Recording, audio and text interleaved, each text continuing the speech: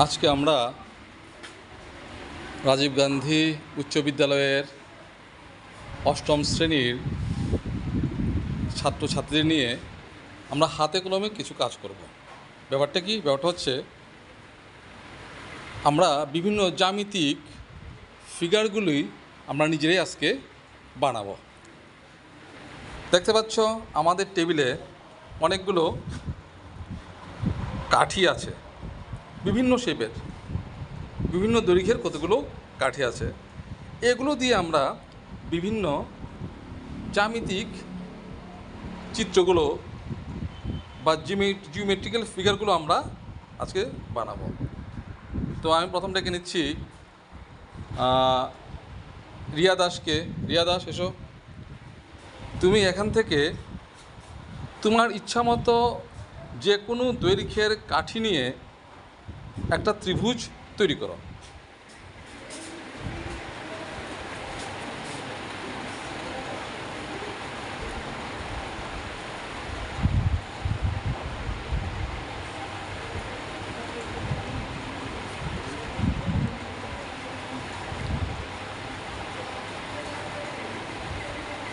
বাহ, সুন্দর হয়েছে কি না?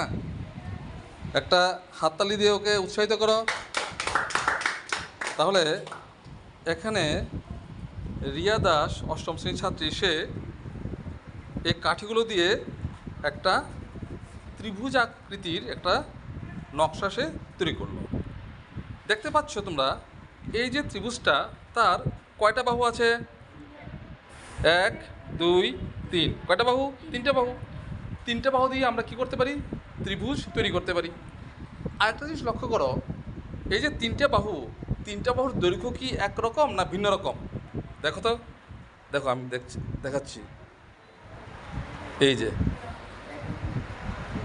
একরকম না ভিন্ন রকম? একরকম। তাহলে একরকম যে ত্রিভুজের 3টা বাহুর দৈর্ঘ্য একরকম, সেই ত্রিভুজকে বলে সমবাহু ত্রিভুজ। তাহলে আমরা বুঝতে পারলাম সমবাহু ত্রিভুজের যে 3টা বাহু থাকে, ওই 3টা বাহু সবসময় কী হয়? সমান। কী হয়? দৈর্ঘ্য কী হয়? সমান। ভেরি গুড, যাও, এখন তুমি জায়গায় যাও। এখন আমি ডেকে নিচ্ছি অষ্টম শ্রেণীর ছাত্র প্রণদীপকে।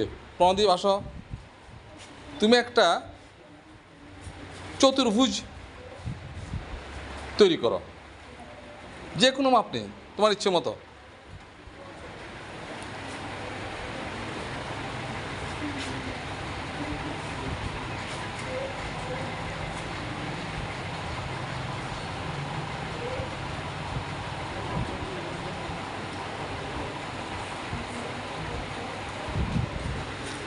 হয়েছে?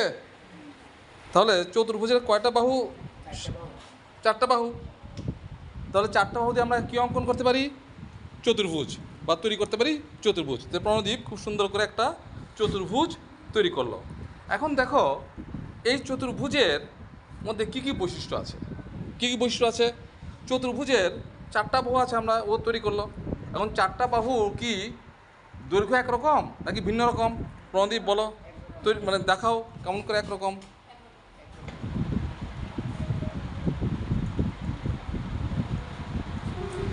তাহলে এই চতুর্ভুজের 4টা বাহু কি সমান? সমান তো। আবার দেখো ও যে তৈরি করলো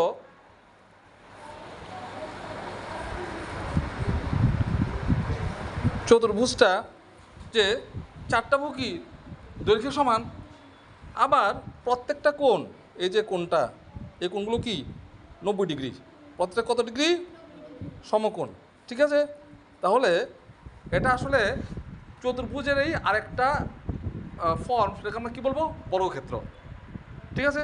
যে চতুর্ভুজের 4টা বাহুই সমান এবং ভিতরের কোণগুলোর প্রত্যেকটা কি 90 ডিগ্রি বা সমকোণ, ওই চতুর্ভুজকে কী বলে? বর্গক্ষেত্র। ঠিক আছে? তাহলে বর্গক্ষেত্র খুব সুন্দর করে হলো। ভেরি গুড, যাও প্রণদীপ। এখন আমি ডেকে নেব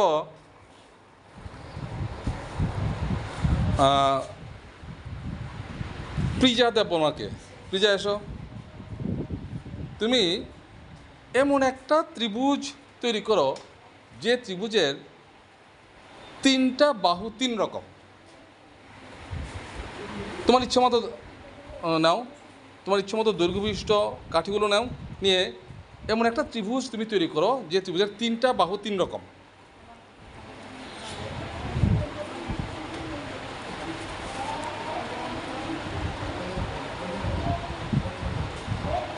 তিনটা বাহু তিন রকম, ইচ্ছে মতো, তোমার ইচ্ছে মতো।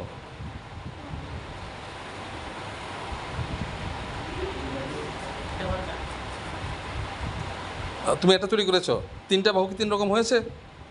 তিনটা বাহু তিন রকম হয়নি, কিন্তু তুমি তিনটা বাহু তিন রকম দৈর্ঘ্যের কাঠি নাও, নিয়ে তৈরি করো।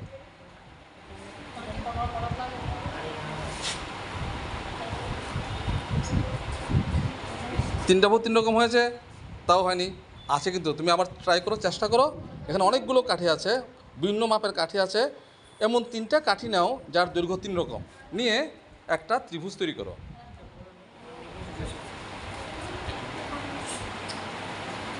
আচ্ছা প্রণদীপ, তুমি এসে ওকে একটু সাহায্য করো তো।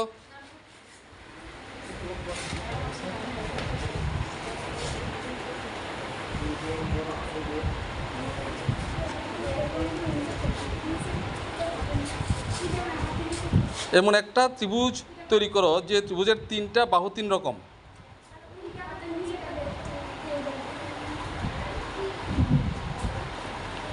না, তিনটা বাহু তিন রকম।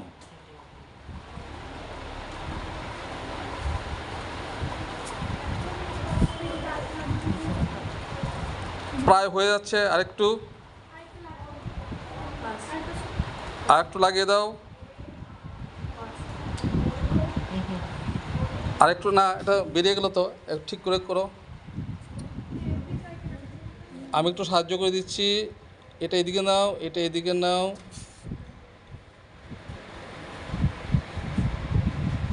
এই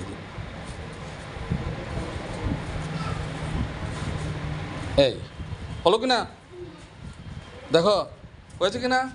তাহলে প্রণদীপ এবং প্রিজা মিলে এমন একটা ত্রিভুজ তারা তৈরি করলো যে ত্রিভুজের তিনটা বাহু তিন রকম। কারণ আমরা কী জানি, যে ত্রিভুজের তিনটা বাহু তিন রকম সেই ত্রিভুজের নাম কি? বিষম বাহু ত্রিভুজ। বিষম বাহু ত্রিভুজ, যে ত্রিভুজের তিনটা বাহু তিন রকম।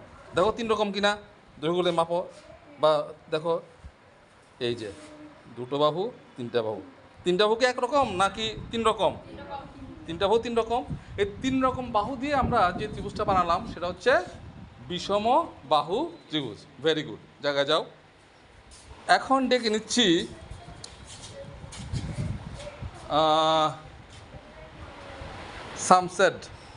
শামসেদ দেববর্মাকে, অষ্টম শ্রেণীর ছাত্র।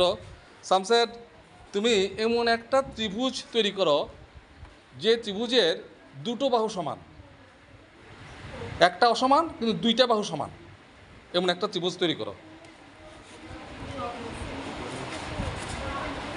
হ্যাঁ তৈরি করো তোমার পছন্দ মতো, কোনো অসুবিধা নেই। নাহলে অন্যরা সাহায্য করবে।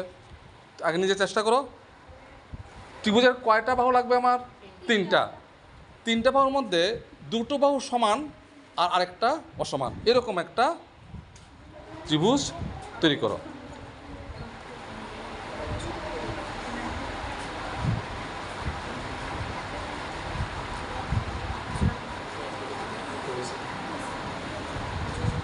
কোণাগুলো ঠিক করে দাও।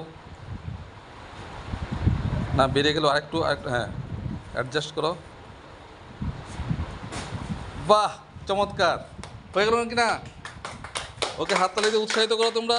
তাহলে শামসেদ দেববর্মা এমন একটা ত্রিভুজ সে তৈরি করলো, নিজেই তৈরি করলো, যে ত্রিভুজের দুটো বাহু সমান এবং একটা বাহু অসমান। তাহলে আমরা কী জানি, যে ত্রিভুজের দুটো বাহু সমান এবং একটা অসমান, তাই কী বলে? সমদ্বিবাহু ত্রিভুজ। সমদ্বি অর্থাৎ দুটো বাহু সমান। এখন দেখো দুটো বাহু সমান কিনা, এখন নিজেরা পরীক্ষা করে দেখো। এই বাহুটা সমান, ঠিক আছে, আবার এই বাহুটা কিন্তু সমান নয়। তাহলে এই তিনটা কাঠি দিয়ে এসে এমন একটা ত্রিভুজ তৈরি করলো যে ত্রিভুজের দুটো বাহু সমান আর একটা বাহু সমান নয়। তো এই ত্রিভুজকে আমরা কী বলি? সমদ্বিবাহু ত্রিভুজ। তাহলে দেখো আমরা আজকে কয় ধরনের ত্রিভুজ নিয়ে কাজ করলাম, হাতে কলমে শিখলাম 3 ধরনের। কি কি? না, ত্রিভুজ কয় ধরনের ত্রিভুজ নিয়ে কাজ করেছি? 3 ধরনের। একটা হচ্ছে 3টে বাহু সমান, তাকে বলে সমবাহু ত্রিভুজ। আরেকটা হচ্ছে দুটো বাহু সমান, সেটাকে বলছি আমরা কি? সমদ্বিবাহু ত্রিভুজ। আরেকটা হচ্ছে 3টা বাহুই অসমান, সমান নয়, তাকে হচ্ছে আমরা বিষমবাহু ত্রিভুজ। তাহলে তোমরা নিশ্চয়ই বুঝতে পেরেছ ত্রিভুজ কয় প্রকার, বাহুভেদে কয় প্রকার বুঝতে পেরেছ। তো এইভাবে তোমরা যদি নিজের হাতে কাজগুলো করো তাহলে এই ত্রিভুজ সম্পর্কে তোমাদের আর কোনো সমস্যা থাকবে না। আশা করি তোমরা বুঝতে পেরেছ। সবাই বুঝতে পেরেছ? তাহলে ক্লাস আজকের মতো এখানেই আমি শেষ করছি।